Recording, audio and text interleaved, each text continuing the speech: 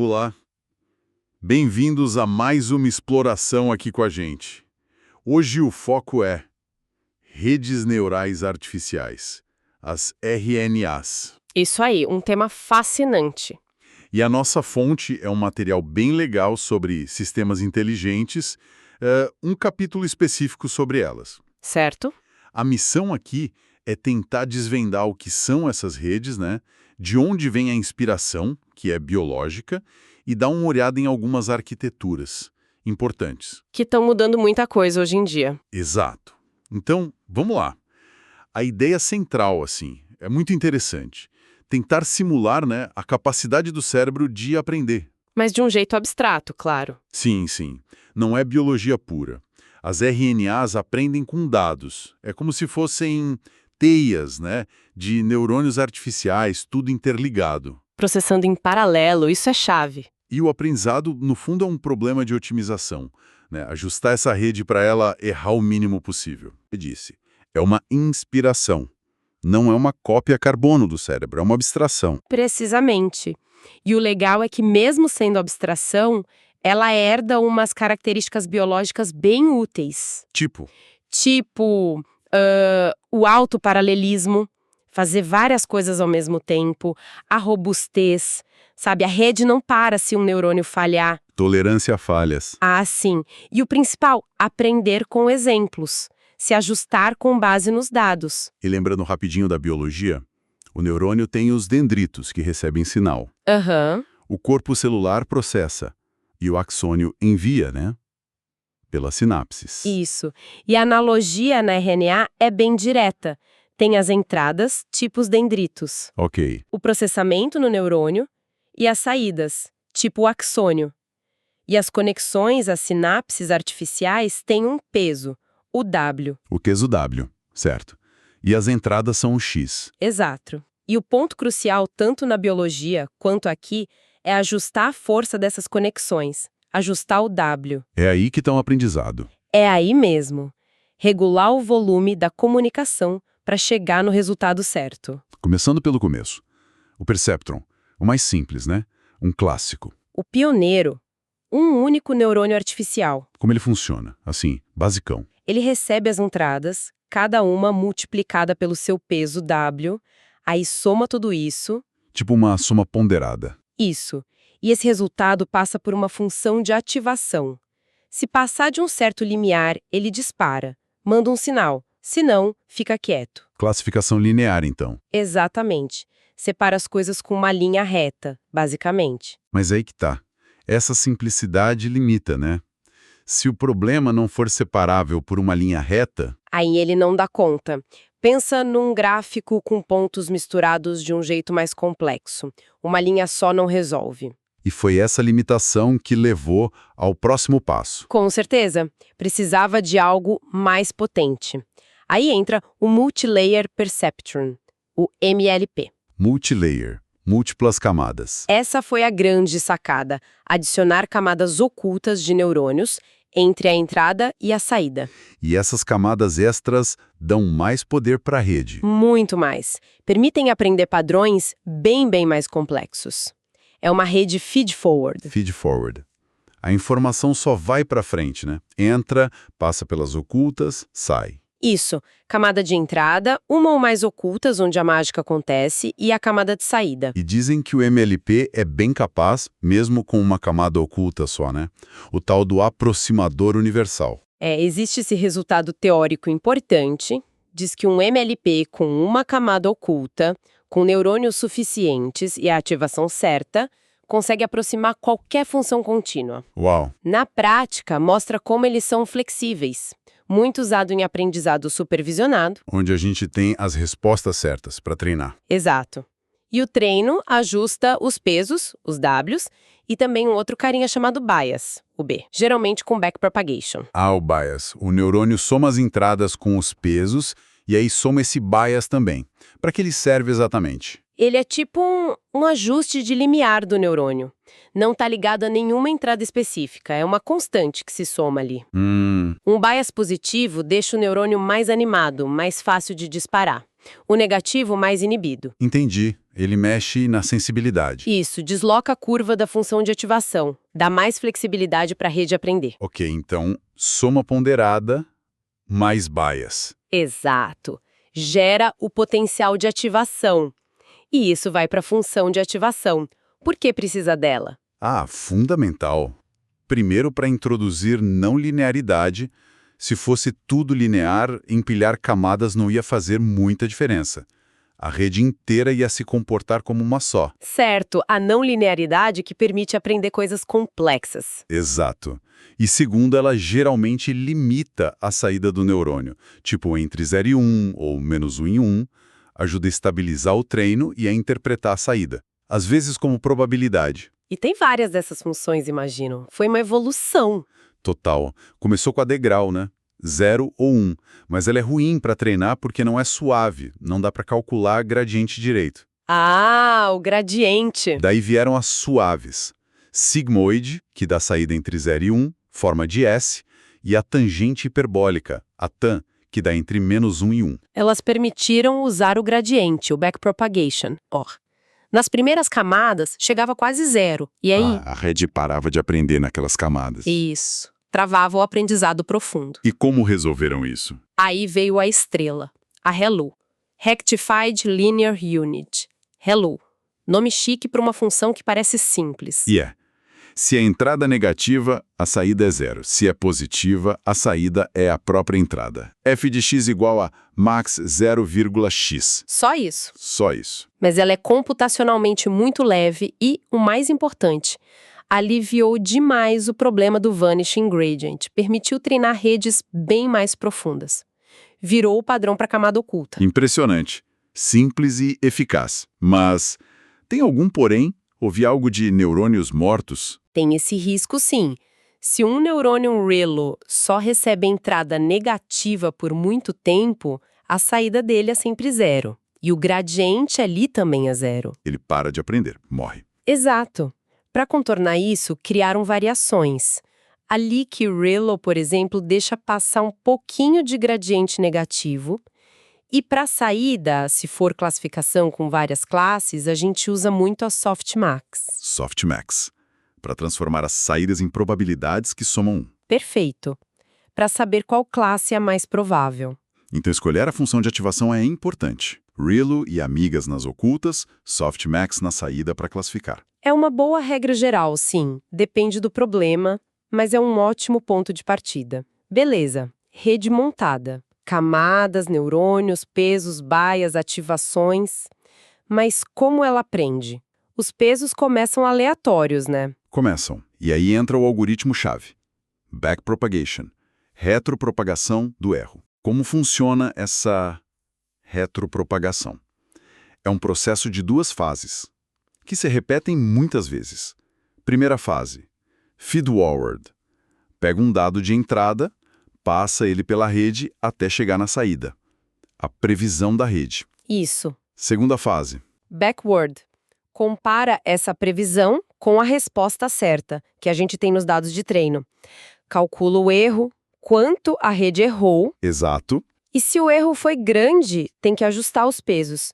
O backpropagation calcula o quanto cada conexão contribuiu para aquele erro e propaga essa informação de erro para trás. Da última camada até a primeira. Isso mesmo. E vai ajustando os pesos no caminho, para tentar diminuir o erro na próxima vez que aquele dado passar por ali. Então, o ajuste depende do erro final, da entrada naquele ponto e tem uma taxa de aprendizado também, né? Para controlar o passo. Tem a taxa de aprendizado, eta, o ajuste ΔW é proporcional a ela, a entrada Y, e ao gradiente local delta daquele neurônio.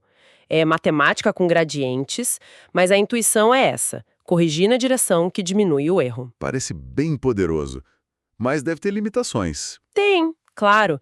Precisa de dado rotulado, que nem sempre a gente tem, ou é fácil conseguir. Verdade. Pode ser lento para treinar redes muito grandes, muito profundas, e tem um risco de ficar preso em ótimos locais. Ótimos locais. Tipo, uma solução boa, mas não a melhor possível. Exatamente.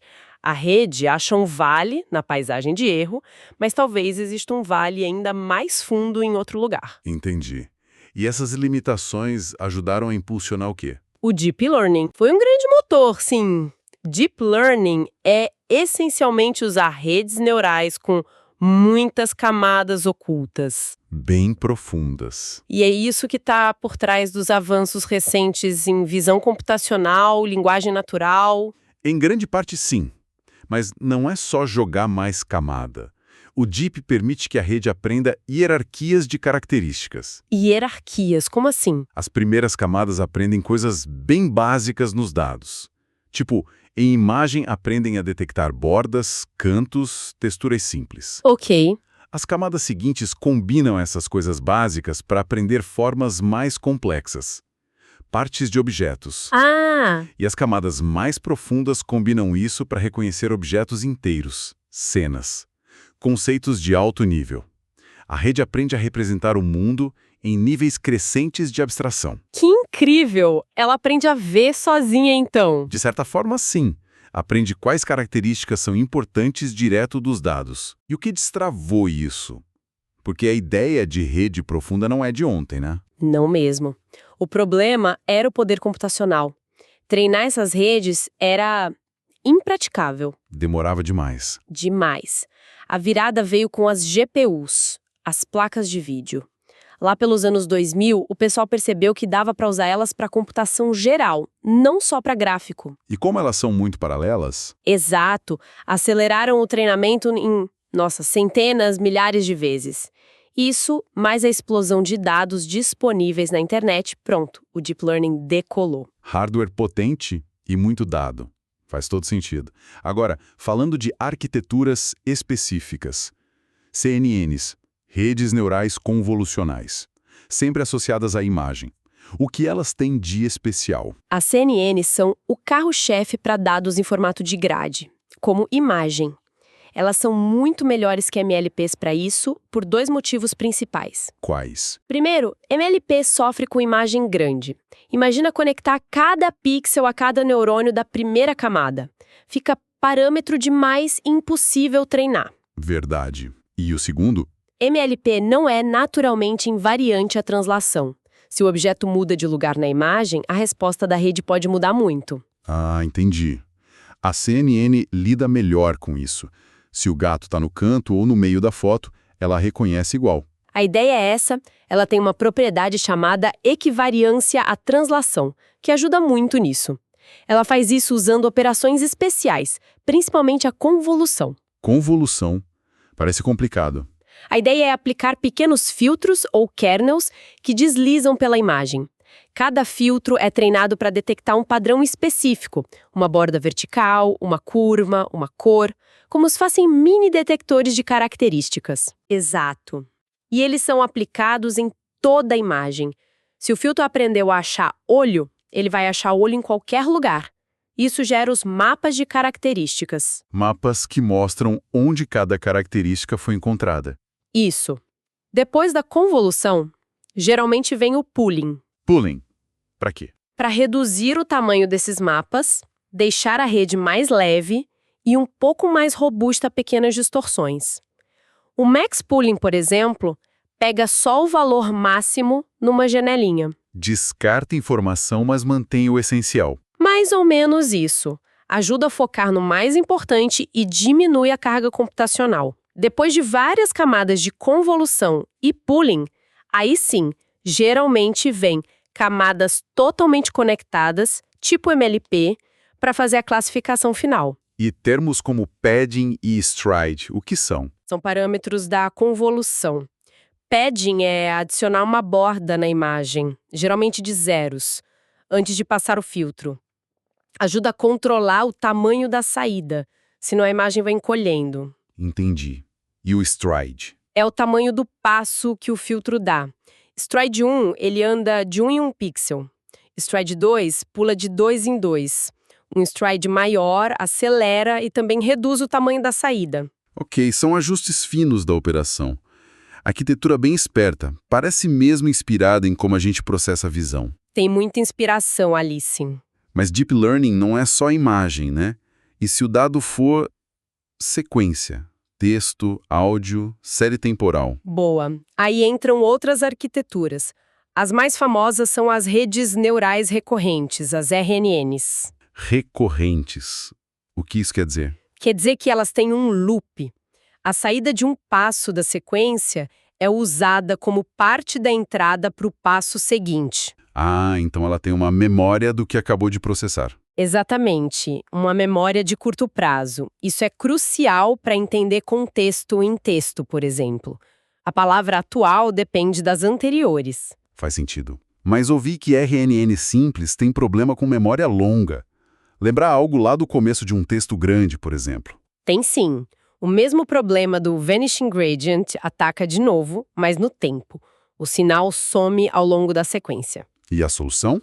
Arquiteturas mais complexas, como as LSTMs, Long Short Term Memory, e as GRUs, Gated Recurrent Units. LSTM e GRU.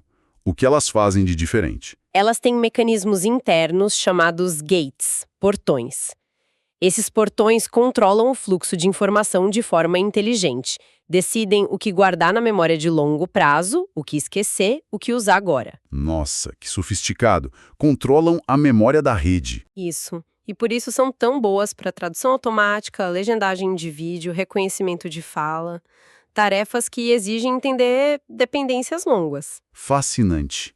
E para fechar esse tour pelas arquiteturas, e aquelas redes que criam coisas, que geram imagens de gente que nem existe? As GANs, Generative Adversarial Networks, uma das ideias mais disruptivas dos últimos anos. Generativas e adversariais? Como assim? São duas redes jogando uma contra a outra. Uma é a geradora. Ela tenta criar dados falsos, imagens, textos, o que for, que pareçam reais. Ok, a falsificadora. E a outra é discriminadora. O trabalho dela é olhar para um dado e dizer: isso é real, veio do treino, ou é falso, veio da geradora. Uma competição. Uma tenta enganar, a outra tenta pegar a mentira. Exatamente. É um jogo de gato e rato neural. A geradora aprende a fazer fakes cada vez melhores para enganar a discriminadora, e a discriminadora aprende a ficar cada vez mais esperta para não ser enganada. E nesse processo? As duas melhoram juntas. A geradora acaba ficando incrivelmente boa em criar dados sintéticos que são quase indistinguíveis dos reais. Uau! Que sacada genial essa da competição. O potencial disso é enorme. Gigante. Para gerar arte, design, música, para aumentar datasets de treino, mas também levanta questões éticas importantes, claro. Com certeza. E para não dizer que esquecemos, tem outras arquiteturas, né? Brevemente. Sim, tem muitos. Tem os autoencoders, que aprendem a comprimir e descomprimir dados, úteis para redução de dimensionalidade e remoção de ruído. Tem redes mais antigas, como as de Hopfield, para memória associativa, máquinas de Boltzmann. DBNs, RBMs. E isso, Deep Belief Networks, Restricted Boltzmann Machines, modelos probabilísticos muitas vezes usados para pré-treinamento ou aprendizado não supervisionado, e até coisas mais recentes como as Capsule Networks, tentando entender melhor relações espaciais. É um campo vasto e em constante evolução. Nossa, quanta coisa! Mas acho que fizemos um belo panorama.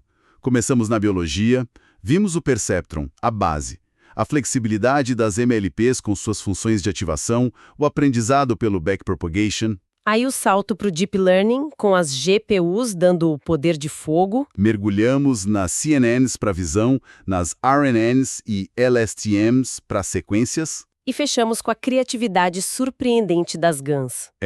O fio condutor parece ser essa capacidade de aprender direto dos dados, né? Exato. Seja para classificar, prever, agrupar ou até criar, essas redes aprendem as representações, os padrões relevantes sozinhas. É isso que está impulsionando tanto a IA hoje. Fica então uma reflexão para quem nos ouve.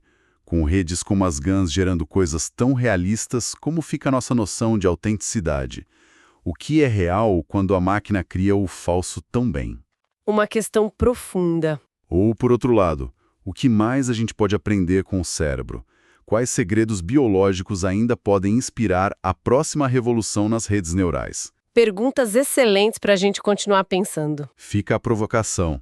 Obrigado pela conversa. Eu que agradeço.